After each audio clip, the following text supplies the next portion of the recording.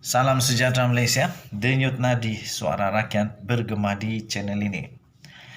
Beberapa hari yang lalu ataupun beberapa minggu yang lalu, seluruh Malaysia gempar dengan pemberitahuan dengan satu pendedahan daripada Raja Petra Kamarudin tentang wang yang sukar untuk dijelaskan yang berada di dalam akaun hakim yang telah menjatuhkan hukuman penjara 12 tahun penjara dan 210 juta denda kepada Datuk Seri Najib Tun Razak yang bersalah merompak, mencuri dan menyalahgunakan kuasa, lepas itu turut memalukan negara.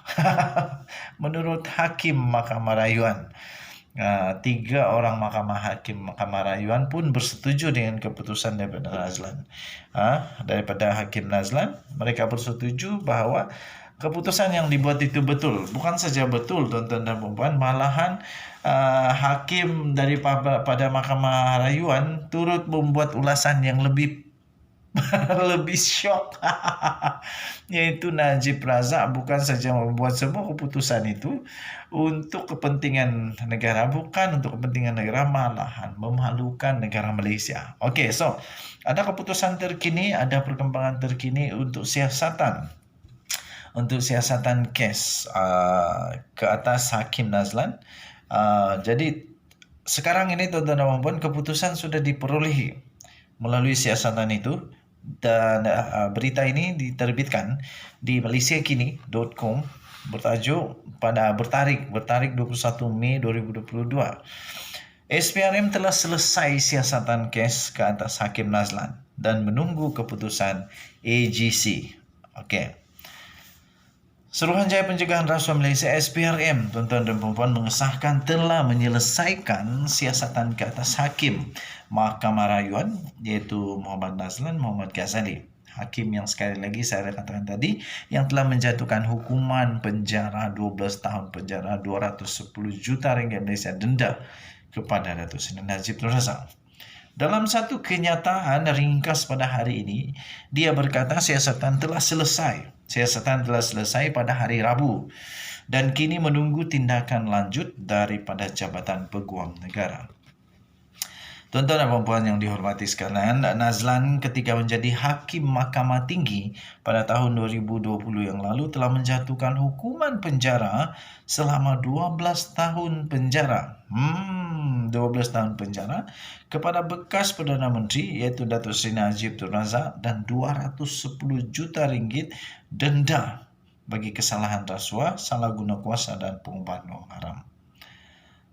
Kalau betul semua ini dia buat, patutlah ramai orang yang sanggup buat benda yang sama di Malaysia. Okey. Mahkamah Rayuan mengekalkan keputusan itu tahun lalu. Jadi kalau Nazlan buat salah, pasti Mahkamah Rayuan dapat detect punyalah. Tapi sekarang Mahkamah Rayuan pun tiga-tiga Hakim Mahkamah Rayuan tetap bersetuju dengan keputusan Nazlan, Hakim Nazlan. Jadi maksudnya sekarang dah 4 orang yang setuju. Sekarang berharap kepada 5 orang Hakim Mahkamah Persekutuan. Itu pun kalau menang. Dan sekarang saya tengok peluang untuk Datuk Seri Najib Tun Razak menang sukarlah. Sukar. Sebab dulu dia buat rayuan di Mahkamah Rayuan beratus-ratus hujah. Kali ini dia di Mahkamah Persekutuan hanya tak sampai beratus-ratus, 100 juga kah? 94 kah? Tapi tak sampai 200 hujahan. Kenapa dia perlu dilepaskan? Jadi kalau dulu beratus-ratus kalah, yang kurang daripada itu tak tahulah boleh menang ke tidak, ya. Jadi Najib Razak memerlukan miracle, memerlukan what they call touch of God. Mahkamah Rayuan telah mengekalkan keputusan itu tahun lepas. Najib sedang merayu kes itu di Mahkamah Persekutuan.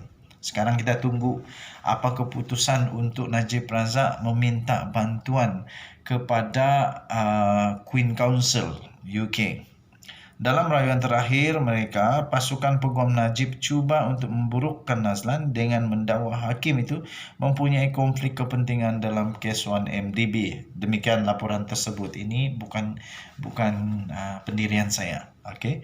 Tapi ini laporan tersebut. Ini kerana Nazlan pernah menjadi peguam dalam Maybank dan tempo perkhidmatannya bertepatan pula dengan masa bank komersial itu mengeluarkan pinjaman kepada syarikat induk SRC 1MDB. Najib Razak berharap bukti baru itu dapat menjamin perbicaraan barunya. Belum tentu. Penulis blog Raja Petra Kamarudin juga menuduh Nazlan mempunyai kekayaan yang tidak dapat dijelaskan. Mungkin ini satu taktik untuk melengah-lengahkan. Mungkin ini satu taktik untuk menangguhkan lagi kata kawan-kawan saya kepada saya.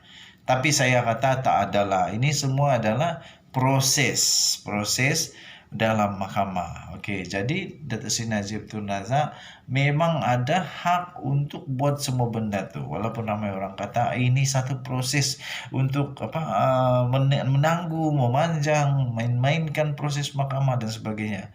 Tapi saya percaya mahkamah membuat keputusan yang terbaik. Okey. Nazlan telah membuat laporan polis berkenaan dengan artikel tersebut yang mendakwa beliau ada wang yang tidak dapat dijelaskan. SPRM berkata ia telah melancarkan siasatan terhadap Nazlan sebagai satu prosedur selepas laporan dibuat terhadapnya. Okey, so itu satu prosedur saja. Dan selepas itu, selepas semua heboh, SPRM membuat siasatan kepada kehakiman, semua heboh sebab kata tak berperlembagaan, salah dan sebagainya. Dan ramai juga yang mempersoalkan kenapa SPRM tak boleh nak siasat bos mereka sendiri, iaitu Azam Baki, dan kenapa sibuk nak siasat hal orang lain. Tapi saya percaya semua itu ada undang-undang dia. Ada undang-undang, ada cara prosedur yang tertentu. Okey. So, apa pendapat kamu? Sila tinggalkan komen kamu. Terus terang aku ngantuk gila sekarang. Rasa macam nak pingsan. Bercakap pun tak tahu apa dia cakap sebab ngantuk. Okey, Denyut Nadi Suara Rakyat bergema di channel ini. Okey. Jangan lupa tekan butang subscribe, like dan share. Kamu komen banyak-banyak juga. Unduk Ngadau semakin meningkat sekarang, semakin banyak muncul unduk Ngadau kerana tak lama lagi untuk Ngadau peringkat negeri Sabah, peringkat Malaysia akan diadakan. Jadi bagi mereka yang meraihkan keamatan, sila jaga keselamatan, jangan terlampau menginum.